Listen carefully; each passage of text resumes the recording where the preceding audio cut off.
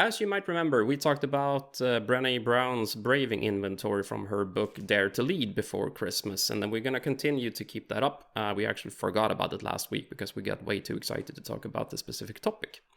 But today we're going to continue, and we're going to go to the N in braving, which stands for non-judgment. And I'll read it out loud for what Brené is explaining about non-judgment. I can ask for what I need, and you can ask for what you need. We can talk about how we feel without judgment.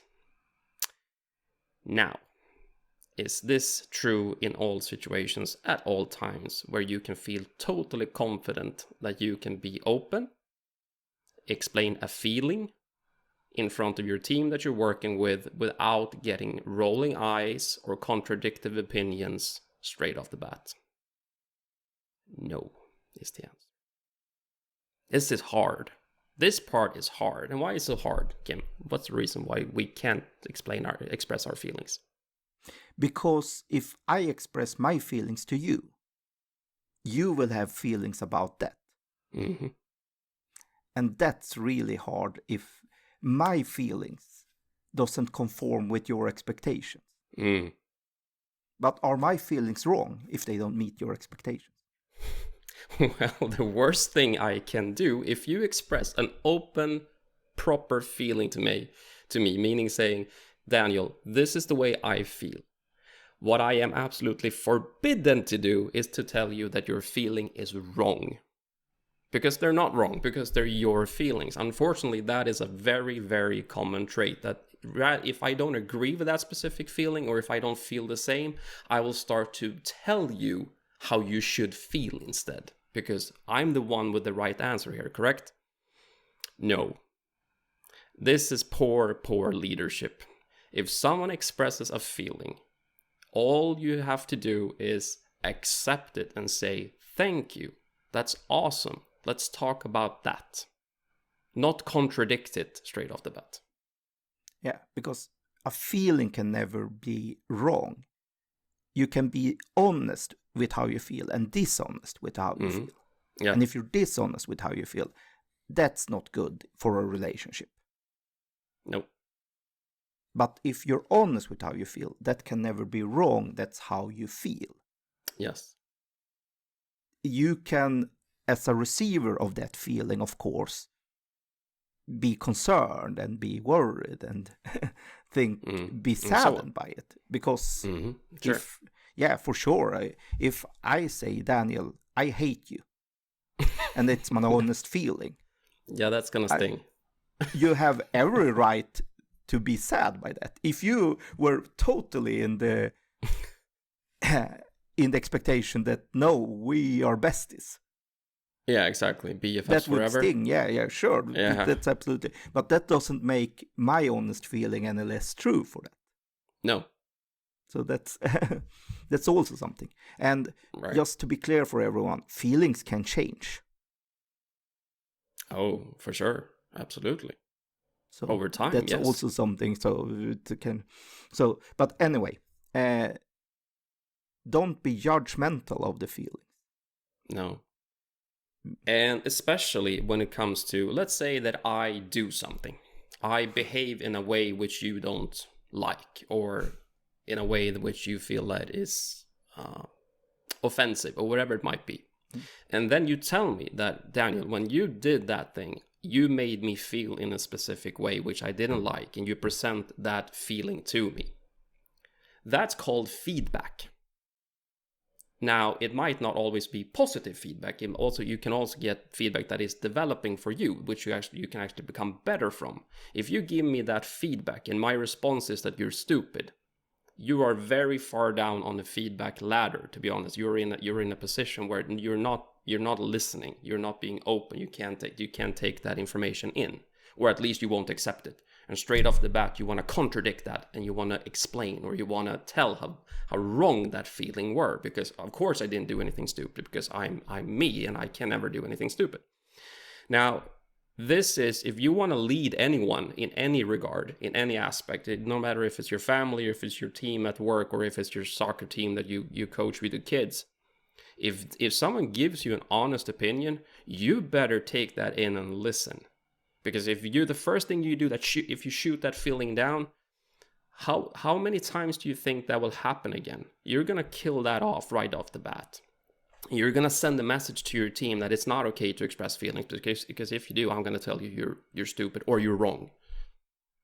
And that is going to build a very horrible relationship between me as a leader or anyone within the team that is trying to be open-minded. But surely it's then better to have a team that everyone feels the same all the time. Oh, for sure, absolutely. Everyone is conforming. Yes. That. Yeah, for sure, absolutely. Conforming is the best way of motivation, right? No one has any deviating opinions about anything. Well, no. Once again, short term, it could work. I'm telling you that all type of manipulating leadership works short term. If I tell you that no one is allowed to think anything different than I am, no one is allowed to explain any feelings or nothing like that, it's gonna work for a while.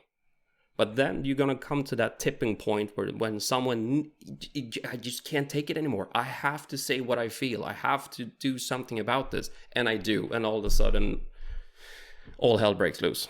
So if you want to win over time, which I always tell people that you want to win over time, the short battle's not the interesting thing. You want to win the long war, which we talked about before. Then you're gonna have to be able to communicate with each other. Open communication, meaning I have to be able to express my feelings and you're going to have to be able to express your feelings, and no one is going to judge you for doing it. But how do we get to that point? If it's hard from the start, how do we get to that? Well, like anything else in life that you want to get good at, you're going to have to practice at it. You practice at something and you will get better at it? What a concept. Yeah, I know. It's the same thing with this. Okay, so let's give me we like sports in this podcast. Let's talk sports. Let's say that I'm a fantastic football player or soccer player, depending on where in the world you are. You're a Zlatan, essentially. Zlatan Ibrahimovic.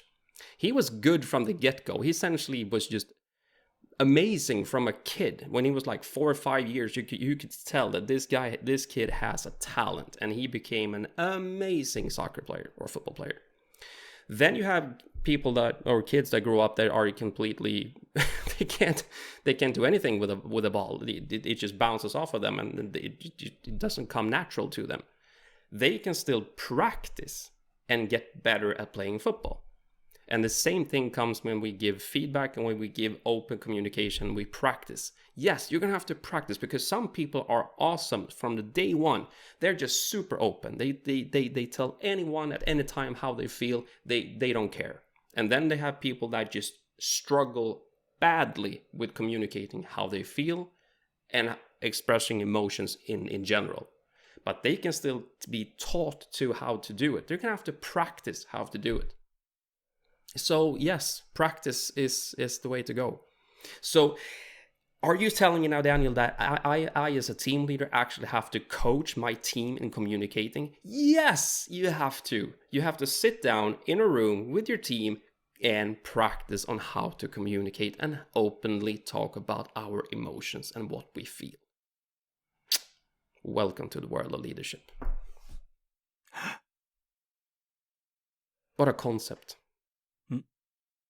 And also, once again, I'm the leader. So if someone has a negative, might not have to be negative, but they have an opinion about me, guess what? I'm going to have to be able to receive that without getting angry or judgmental. And that's the whole point of Brené's non-judgment statement in her brain inventory. You as a leader, you have to show everyone else that it's okay to receive and give feedback. I still maintain that people who say we have been happily married for 52 years, we've never had any deviating opinions ever, because we always felt the same. And that's probably true, but you never communicated either. So I can give you that off the bat, that marriage was based on a non-communicating principle from day one. And I can assure you, 30 years in, when they sit there with a glass of red wine in their hand and say, God, we love each other. Yes, we have no problem. And both realize that we are completely lying right now. But we won't talk about it, so we'll never be a problem, right? That's awesome. Well, that's one way to have a relationship, of course. It's gonna be a way. It's gonna be lonely. You're gonna be alone in a relationship. I don't know. If that's the way you want it, go right ahead. But if you want to sustain for a long time properly, it's time to start to communicate with each other, even with your spouse. So yeah, that's the whole non-judgment part of the braving inventory.